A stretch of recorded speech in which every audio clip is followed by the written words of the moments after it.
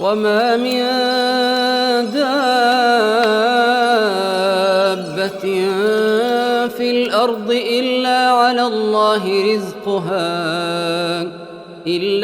الله رزقها ويعلم مستقرها بجد شكلها تحفة يعني.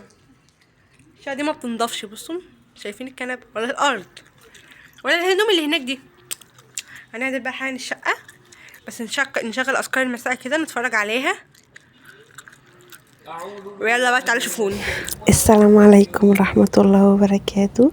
وحشتوني قوي قوي قوي قوي. بقالي يعني حوالي 7 ايام 6 ايام كده ما عملتش فيديو وصورت لكم. بجد فرحانه قوي بالاشتراكات اللي جات لي، وفرحانه قوي بالناس اللي بتتابعني. بجد انت على عيني وعلى راسي والله العظيم، وفرحانه قوي يعني. انا ان شاء الله باذن الله هحاول اعمل فيديوهات اكتر من كده، عشان انا حاسه ان انا اصلا يعني ما بعملش حاجه يعتبر. فانا ان شاء الله الجاي هعمل فيديوهات وانا بطبخ، فيديوهات واحنا بنتكلم. والله يعني هحاول كده نزود الحاجات عشان نتكلم نسلي بعض وكده. باحس ان انا هنا بتكلم براحتي وبأريحية قوي، يعني اللي هو عادي يعني. اتلخبطت في الكلام معرفتش اتكلم عادي، اكيد انتوا هتفهموا يعني. فحابة قوي الكلام وكده.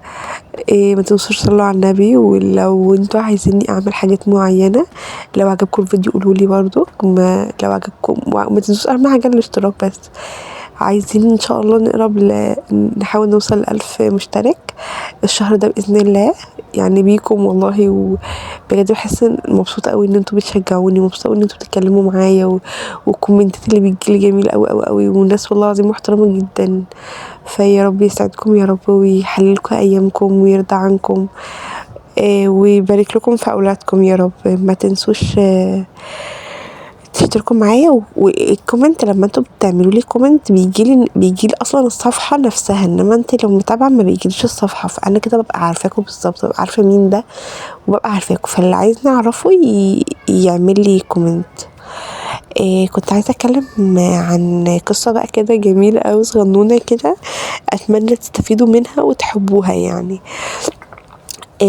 قصة ان الشخص اللي بينام، يعني النمام اللي هو ممكن يحب يوقع في بعضه وفي الاخر يقولك انا ما عملتش اي حاجة في اي حاجة. اللي بينقل الكلام حتى لو صح، يعني حتى لو انتي بتنقلي الكلام صح، انتي مش ملزوم انك تنقلي كلام، فاهميني؟ احنا عادي يعني، فاهمة؟ الشخص اللي يسمع من هنا الكلام ويروح يقوله كلام تاني خالص، يزود كلام كلمتين. ليه يعني؟ انا مش فاهمه ليه استفدنا ايه يعني لما احنا زعلنا الناس من بعض؟ انت هتبقي نايمه وانت راضيه، او انت نايم وانت راضي؟ يعني سبحان الله، يعني ربنا يهدي يا رب. والشخص بقى اللي شايف نفسه ان الدنيا كلها جايه عليه وان محدش بيحبه وهو يستاهل احسن من كده. مين قالك ان انت تستاهل احسن من كده؟ يعني ربنا سبحانه وتعالى حتى لو انت تستاهل احسن من كده يا عم اعتبره ابتلاء، اعتبره ابتلاء من عند ربنا، وان ربنا بيشوفك بيختبرك. بس ما فيش حاجه اسمها نستاهل احسن من كده. هو ربنا عارف قدراتنا، عارف احنا نستاهل اكتر يعني. هو شايف ده اللي انت تستحقيه، حتى لو انت تستحق احسن من كده. احنا في دنيا عايشين في دنيا، ان شاء الله في الجنة نستاهل كلنا احسن من كده طبعا، وربنا هيرزقنا باللي احسن من كده بكتير. بس هو طبيعي نبقى في دنيا في دار ابتلاء، هو دار اسمه دار ابتلاء، عايشين مبتلين. مش لازم نعيش، ما احنا اكيد مش هنعيش مبسوطين في الدنيا. امال لو موتنا بقى هنحس بقيمة النعمة ازاي؟ هو الحمد لله اي حاجة تجيلكم انتوا متضايقين منها اعتبروها نعمة من ربنا، وان هو طالب ان هي ابتلاء عشان ربنا حتى اللي هو يزود حسناتكم، يزودكم درجات في الجنة ان شاء الله. فهي دي الدنيا، ما تقعوش يعني. حاولوا حتى لو احنا مثلا بنقع بلسان اصلا لوحدنا، حاولوا تمسكوا لسانكم شوية. حاولوا تسكتوا، يعني تستغفر. عارفة لما تيجي تبقي عايزة تفتني او كده، استغفري ربنا مش هتتكلمي ولا هتقولي حاجة. يا رب يسعدكم. وزي ما انتوا شايفين كده الشقة اصلا بتخلص معاكم في 5 دقايق، بتقعد معايا ساعتين. يعني شلت الارض بقى وفرشت مسحت وطبقت ورصيت وكل حاجة يعني.